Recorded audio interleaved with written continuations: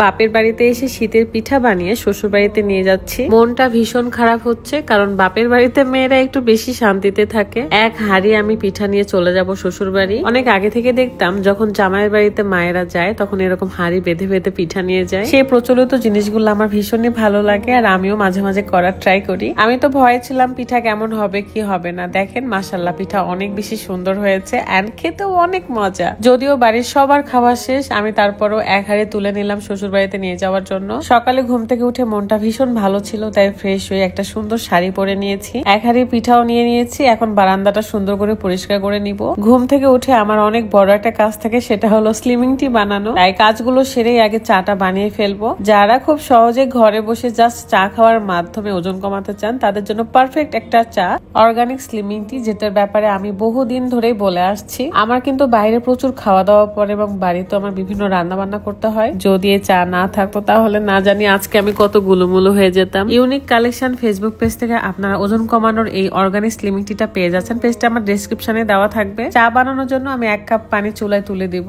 বানানো খুবই সহজ। আপনারা জানেন যে ফুটন্ত গরম পানিতে 1 চামচের মতন স্লিমিং টি নিয়ে 3-4 মিনিট ফুটে নিলেই হয়ে যায়। আমার মাকে রেখে আজকে চলে যাব। আমার মনটা তো ভীষণই খারাপ করছে, যদিও বা আমার ছোট বোনও আজকে চলে যাবে। আবারও সে আগের জীবন, ব্যস্ততার জীবন, 2 বোন 2 দিকে। যদিও বা আব্বুকে আমরা ট্যুরে নিয়ে যাচ্ছি আমাদের সাথে কুয়াকাটাতে। এই তো কথা বলতে বলতে আমার চা বানানো শেষ। এখন আমি চাটা বসে বসে খাবো। যাদের থাইরয়েড ডায়াবেটিক্স আছে তারাও খেতে পারবে। 15+ বয়সী সব ধরনের ছেলেমেয়েরাই খেতে পারবে, শুধু প্রেগনেন্ট আপুরা বাদ দিয়ে। বেবি হওয়ার 1 মাস পর থেকে আবার খেতে পারবেন। দেরি না করে চাটা এখনই অর্ডার করে ফেলুন। আমি না এই প্রথমবার এভাবে হাড়িতে করে পিঠা নিয়ে যাচ্ছি, তো আবার পলিথিন দিয়ে বেঁধে। দুপুরের দিকে আমার বোন আবার চলে যায় শ্বশুর বাড়িতে, তো আব্বু রেখে আসতে যাচ্ছিল, আর আমিও আজকে চলে যাব।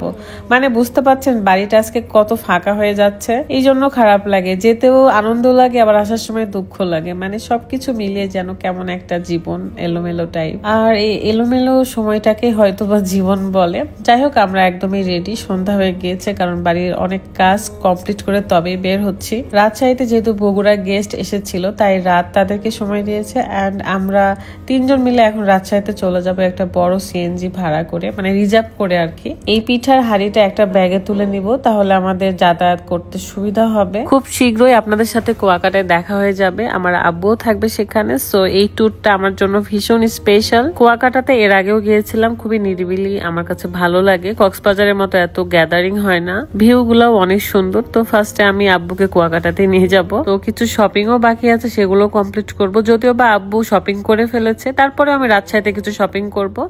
সবচেয়ে বড় কথা, বাড়ি থেকে বের হওয়ার আগে আমার খুবই খেতে ইচ্ছা করছিল, তাই ভাত তরকারি যা ছিল সেটাই প্লেটে নিয়ে খাওয়া শুরু করে দিয়েছি। খাওয়া শেষে সিএনজি করে রাজশাহীতে চলে আসলাম, এবং রুকায়াকে দেখে রাত সচরাচর যেটা করে বুকে জড়িয়ে ধরে আদর করে। আর রুকায়াও তখন আমাকে চিনতে পারে না। বাই দা ওয়ে, রুকায়া সারা রাস্তা ঘুমাতে ঘুমাতে আসছে। সবাইকে পিঠা দেওয়া নিয়ে এত এক্সাইটেড ছিলাম যে ভিডিও ফুটেজ আর নিতে পারিনি। জাস্ট রাতকে খাওয়াইছি, এন্ড এখন আমরা নিচে দিতে যাব আমার শ্বশুর শাশুড়িকে। শীতের শুরুতেই কারা এরকম পিঠা খেলেন অবশ্যই কমেন্ট করবেন। এন্ড আজকের মতো বিদায় নিচ্ছি। সবাই ভালো থাকবেন, সুস্থ থাকবেন। আল্লাহ হাফেজ। আসসালামু আলাইকুম।